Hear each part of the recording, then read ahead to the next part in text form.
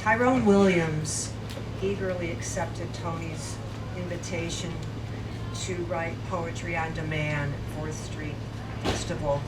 He drove from Cincinnati to Bloomington on many Labor Day weekends to sit behind a manual typewriter in a hot tent and write poems for anyone who asked. To Tyrone, it was a dream gig, blending his two great loves, poetry and people.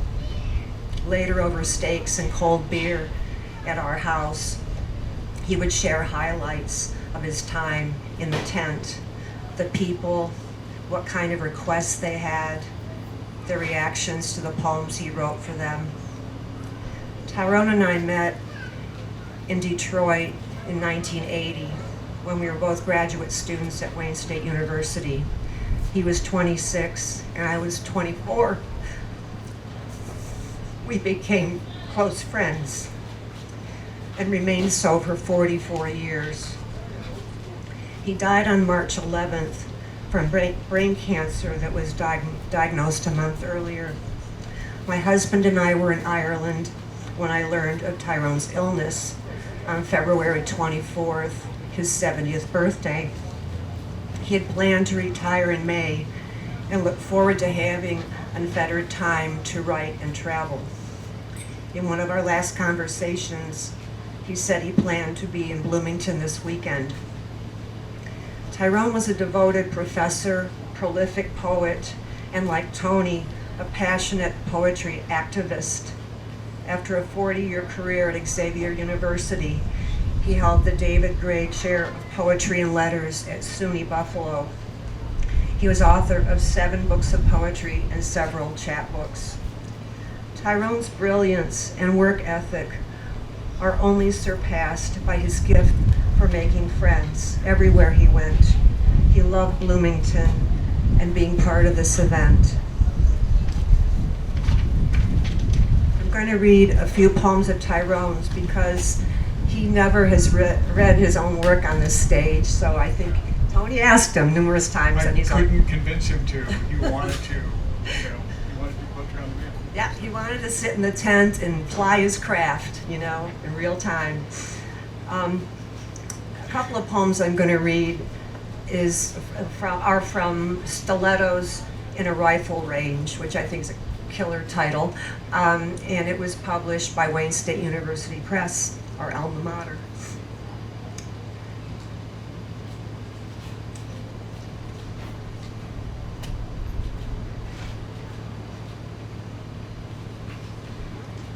Lost my bookmark, lovely.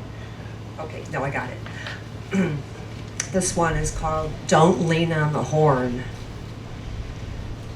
Slow down, you're not Cary Grant. Slow down, the food's not going anywhere. Wait, go back a few channels. Slow down, do you have to tailgate? Slow down, do you have to walk ahead of me?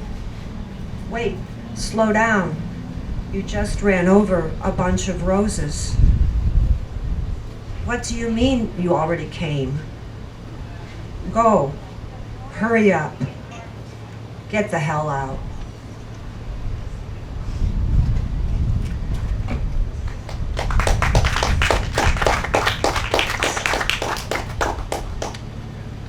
A weekend away. I have never slept as well as I did that first evening. The cottage rental, bay windows, open to the breezy amenities of Lake Superior.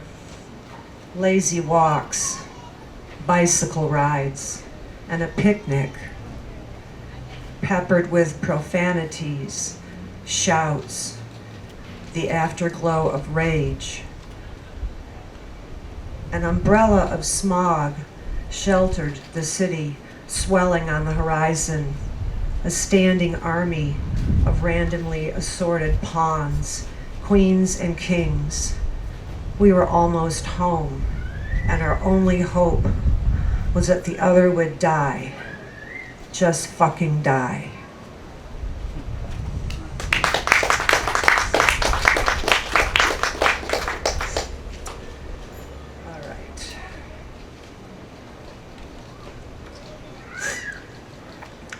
like this one because it has some Detroit freeway imagery. It's called The Last Cowboy.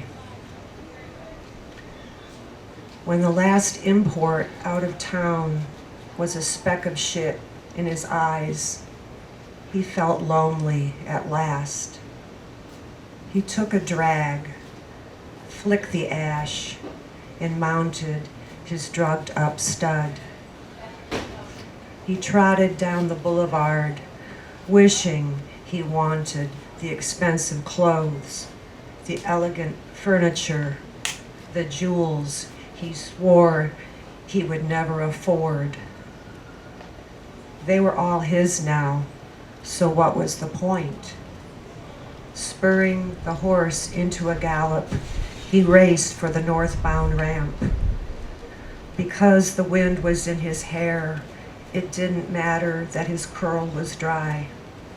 Slung low in the saddle, he began to imagine the horse as a black woman with blonde hair. He drove his spurs into the hide. When he hit the city limits, he shouted, "Yo!" meaning, "Whoa!" The horse, confused, staggered, throwing him into an embankment. When he came to, he started sobbing, thinking about the next to last car that drove away with his balls in the trunk. He thought of singing, but he knew how that would sound.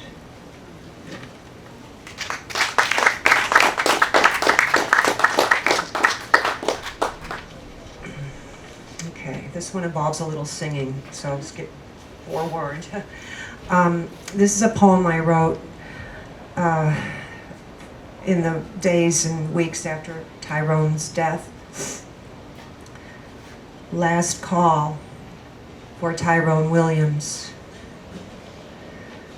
3 sheets to the wind, we headed out to pick up a pizza. Neither of us should have been behind the wheel. St. Christopher had no place in my un-air-conditioned Dodge Colt. Somehow we made it back when the oldies station gave out with midnight train to Georgia. Windows open, volume cranked, sweat rolling down our necks while the pizza in the back seat cooled. 2 Detroiters on a stifling St. Louis summer night, belting their lungs out about some loser who couldn't make it in L.A. Sucker, you ad-libbed. We both were Gladys and all of the Pips with a little help from Bombay Sapphire. He's leaving, leaving. When the song ended, we were gasping for air, laughing our asses off, singing, "My world, his world, our world," as we staggered into the house.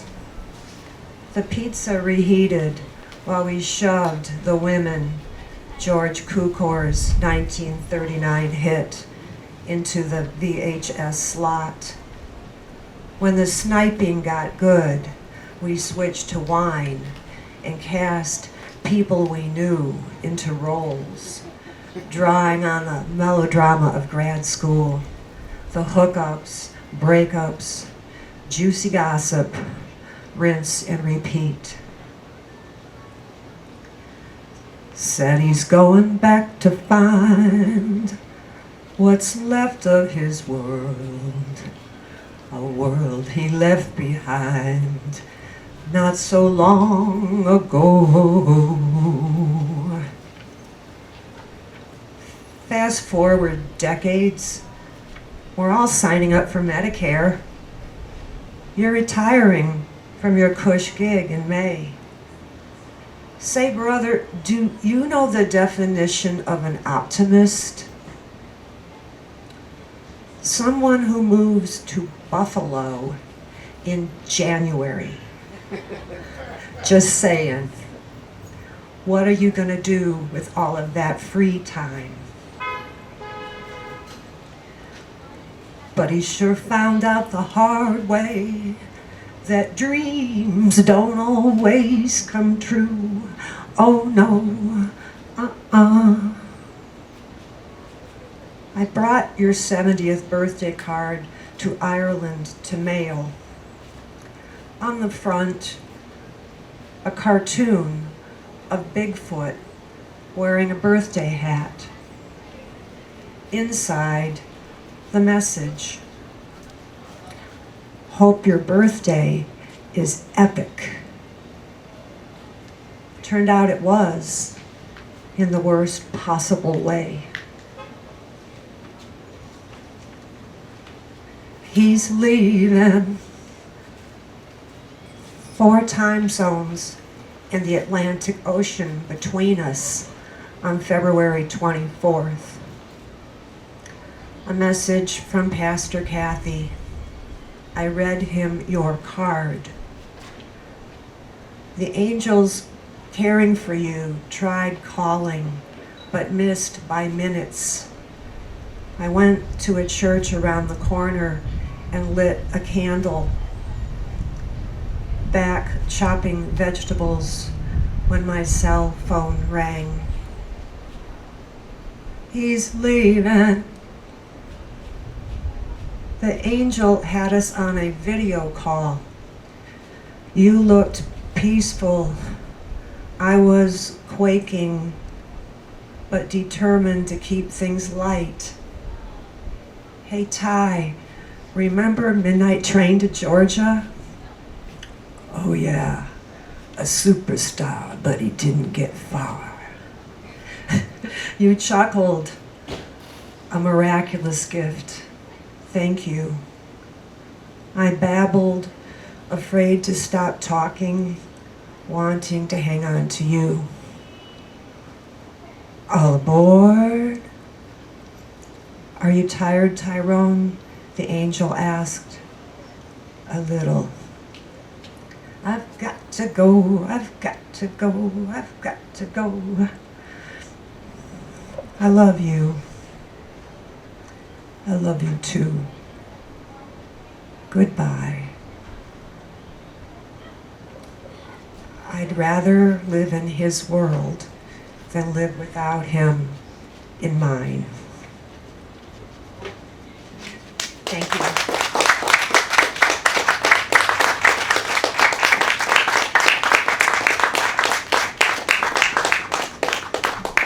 Thank you, Lee. Tyrone, Tyrone was amazing, and I couldn't talk him into reading. He wanted to just come and do his thing, which was poetry on demand, which is great. And I've got a lot of stories about him too, about some of the interactions, because I sat next to him often. But I wanted to switch gears and talk about my friend Jason Ammerman. And really, I just had a couple of things. I want to read something that I actually wrote this morning, because it took me a while to get around to it, and then read one of his poems. And I think that'll be what we're doing. So, Jason Leslie Ammerman was a fantastic poet from Indianapolis, and a lot is going to be said about him in the next few months, because people are still finding out that he died, because he had colon cancer diagnosed in December of 2022, and he just died about 10 days ago. And so, it was a long, I mean, not very long, but also, this last year was really hard for him. But it's, with the treatment and everything, he was very open about the process of going through it all. So people have been sort of keeping up with it, but also, once he stopped posting about things, you kind of stop hearing about how he's doing. And so people are just learning and just finding out that he's passed away. So people are now like posting poems and talking about him, and there's going to be a celebration of life later in September and that sort of thing. So this is not intended to be, comprehensive or say everything. or really say anything. I just wanted to read something that I wrote about him and about the Reservoir Dogwoods, and then read something that he wrote that he often read during our shows. And so Reservoir Dogwoods, just so you know, was a 4-person poetry performance group that was, we're all from Indiana. Joseph Kirschbaum and I are from here in Bloomington. Matthew Jackson was from Columbus, and Jason, of course, is from Indianapolis. So Jason was kind of a mystery to me. Matthew Jackson, one of the Reservoir Dogwoods, who lives in Columbus, knew him better because Matthew owns a hair salon, and you always tell your barber your innermost secrets. Matthew cuts my hair too, and I tell him everything. Imagine a bald poet who cuts hair. It's very zen. Pause for laughs. So anyway, the Reservoir Dogwoods was Jason's idea. There were a few rather high-profile touring poetry groups operating in the post-irony world of post-9/11. The biggest was the Elephant Engine High Dive Revival, consisting of Anis Mojgani, Derek Brown, and Buddy Wakefield. These are all like second-generation Poetry Slam guys. So I think Matthew and Jason hatched the plan to be that. Only Jason envisioned it being even more ridiculously over the top. Kind of like Monty Python, or more like a rock band of poets, like kind of a really over the top rock band, like Kiss. Joe Kirschbaum and I were still running the Matrix Poetry Slam down here, which is how we met both Jason and Matthew. And we all started talking about doing this in 2007 and did our first Indiana tour in 2008, which included bars, bookstores, and a lecture hall at IUPUI Columbus. Jason was elated. He was ecstatic. This was what he had always wanted. Poets performing poems, speaking from the heart, but not like actors, not in a polished patois. We were very goofy on stage, kind of like this.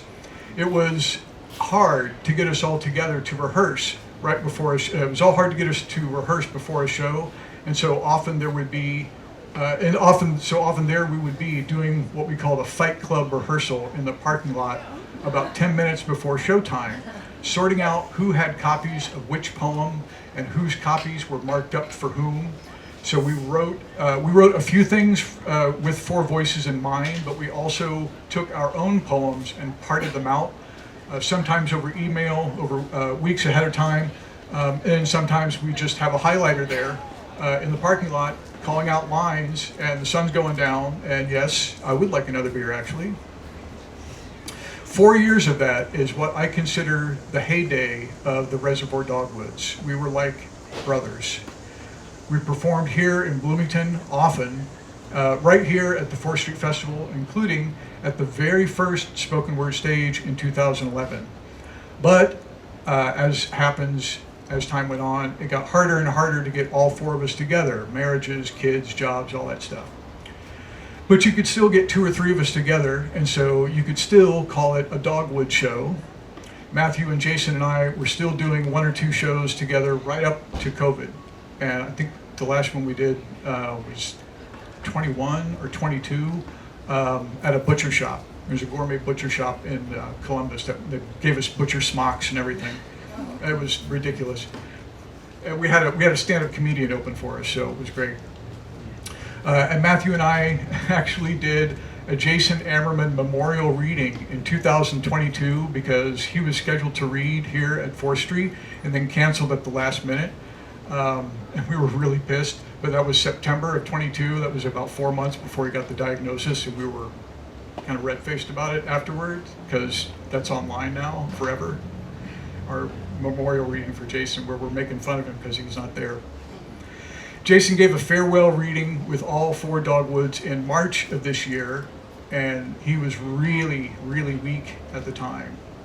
And then he gave his final public feature reading here in Bloomington at the Backspace Gallery with me and Joseph Kirschbaum joining him. He was in a lot of pain at that point and a lot of distress. But poetry kept Jason going. No joke. Poetry kept him going. 2 weeks ago, Jason wrote to me saying that the doc said, okay, that's it. Let's start talking about hospice and palliative care. They said, do your last things and be happy while you can. And the first thing he did was reach out to me about doing another show. And I said, so do you want to do 4th Street? I could see if I can make that happen. I could see if the other guys are up for it. So I started putting things in motion, and then he stopped responding. And so that pretty much brings us up to speed. He died on Sunday, the 25th, August 25th. And I really just wanted to say that Jason was the Reservoir Dogwood. The name was my idea, so you're welcome. The name was my idea. But no other poet embodied the Tarantino, Zen monk energy, Kung Fu Sunday morning monster truck, early 80s hip hop jazzy energy, quite like Jason Leslie Ammerman. And I miss him very, very much.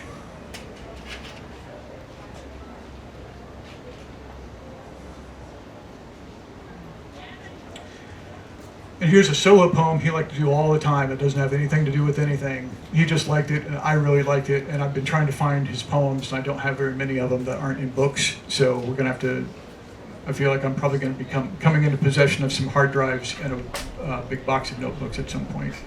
Because who else would take it? This is called Illinois. Not Illinois. Illinois. Illinois. Guitar crazy. Charcoal-faced teenager. And I'm thinking about Boston, Irish cream lattes, and stealing snack cakes from the corner store. I could have been a Southie with curly Q greased out hair, but I'm in Illinois. And I'm dreaming of ancient Roman ruins, how they crumble at my mere touch, where my name is Jupiter at best with curly Q greased out hair, but I'm in Illinois. Jessica is wandering through the room trying to collect her clothes, her bra, panties, crumpled up just underneath my denim jeans, holes in the knees and worn out from climbing so many trees, their leaves green and ready to die a little too soon like the rest of us. Pimply skinned teenagers sick of living here. Nothing ever happens here except last year when those guys got drunk and drove their pickup into the telephone pole outside the McDonald's, and we were all there to see it. Since McDonald's is the only place to hang out at, have a sing-along at.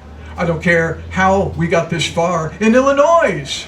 I'm in Illinois! No, I'm in Boca Raton. No, I am the nearest bar. I am in the nearest bar. No, I'm inside your head. No, I'm in Illinois! I'm wondering about Hawaii, volcanic virginity edging down its coarse skins, burning an impression with curly Q greased out hair. But I'm in Illinois! Guitar crazy, the way she goes crazy when I go out for a beer, stolen from my old man, the 77 Nova with an endless oil leak, the stench of burning engine, a polite way to say that I'm bored. Another night of fantasizing about anywhere but here. Where in the Effingham are we? Slipped from my lips like a tongue into her cheek, crazy, the way she is complacent about growing old here. A place just like everywhere else. But without the only game in town, a place just like everywhere else, full of victims, but no crimes. If only we had an all-night diner. We could sleep over breakfast at 3 a.m. Oh, Illinois. Thank you. Thank you, Jason.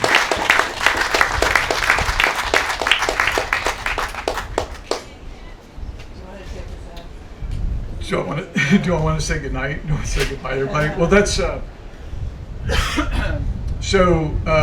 yeah, that's it. That's day one. Thank you all for being here. Be sure and come back tomorrow. We'll be making poems at 10 o'clock, and the stage will fire up again at 10 o'clock tomorrow. Thank you all for being here. I'm thrilled to be your champion. I'm feeling a little weak right now, but thank you all for being here. I really appreciate it. You make me want to do this, so I appreciate it. It's great being back.